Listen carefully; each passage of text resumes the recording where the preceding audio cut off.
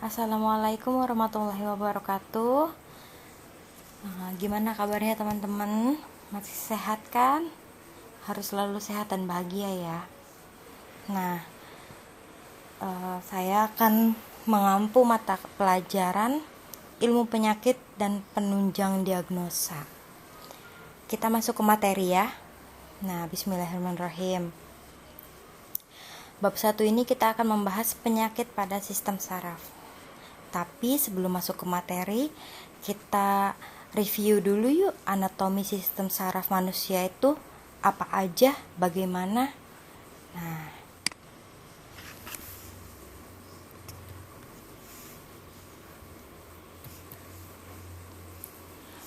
anatomi sistem saraf nih ya. Apa sih sistem saraf itu? Sistem saraf adalah sistem koordinasi atau pengatur yang mengatur seluruh aktivitas tubuh manusia. Jadi kita mau ngapain itu tidak terlepas dari sistem saraf ini. Selalu dilaporkan ke sini. Nah, sistem saraf manusia terbagi dua, yaitu ada sistem saraf pusat dan sistem saraf tepi. Yang pertama adalah sistem saraf pusat. Apa sih itu sistem saraf pusat? Yaitu pusat koordinasi dari segala aktivitas yang harus dilakukan oleh tubuhnya. Sistem saraf pusat ini terdiri dari otak dan sumsum tulang belakang. Lalu yang pertama kita bahas otak. Otak adalah bagian yang bertanggung jawab atas berbagai macam aktivitas dan memori, perasaan, komunikasi, atau sifat dari seseorang. Otak terdiri dari bagian kanan dan kiri. Masing-masing memiliki tugas sendiri-sendiri. Otak kiri mengatur bagian kanan, otak kanan mengatur bagian kiri. Jadi, otak ini tugasnya bersilangan gitu. Kalau kita mau menulis pakai tangan kanan, itu yang ngatur otak kiri. Lalu kita mau mengambil barang dengan menggunakan tangan kiri, dia yang mengatur adalah otak kanan. Kita mau sedih, mau marah, mau baik ke orang, itu yang mengatur ini otak semuanya. Kedua adalah sumsum tulang belakang. Di mana sih sumsum tulang belakang itu? Di sini. Di sini saraf serabut. Di sini saraf ischiadica. Ini memanjang dari ruang tulang leher sampai tulang ekor. Fungsinya adalah penghubung sistem saraf tepi ke otak sebagai pusat gerak refleks. Jadi misalkan kita kaget, lalu kita dikagetin, lalu itu kita membanting barang, itu yang bertugas adalah pusat gerak refleks ini atau sistem sumsum tulang belakang, Lalu ada sistem saraf tepi.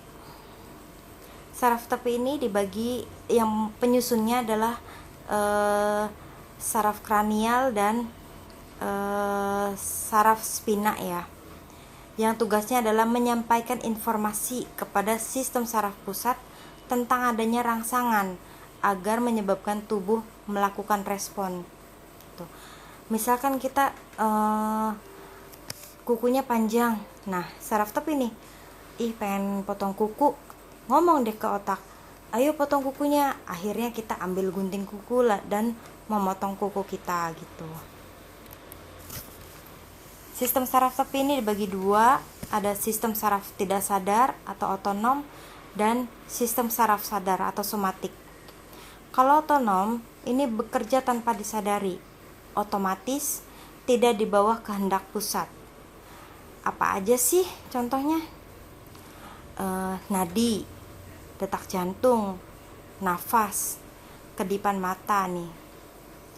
Gitu. Kan kalau mesti diatur pada saat kita tidur, nggak mungkin dong nyuruhin terus jantung, ayo jantung terus berpacu gitu.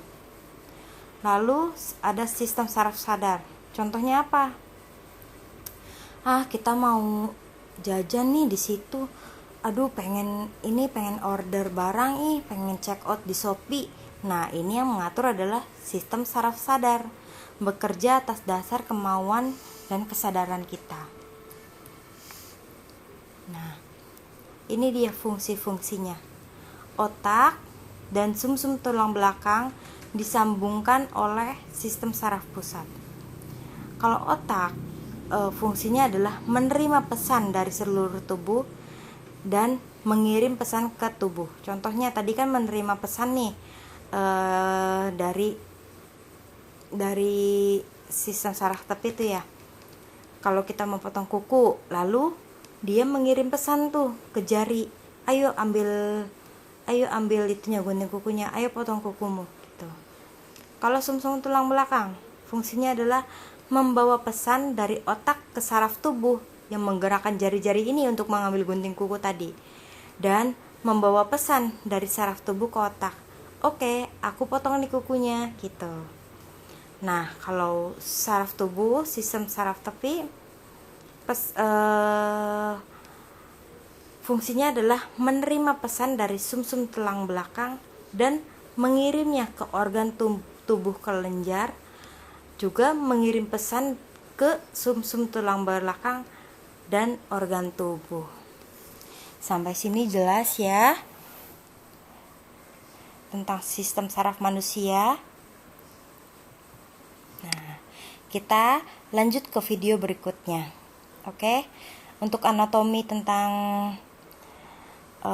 saraf jelas ya. Kalau masih ada yang bingung bisa ditanyakan via WA.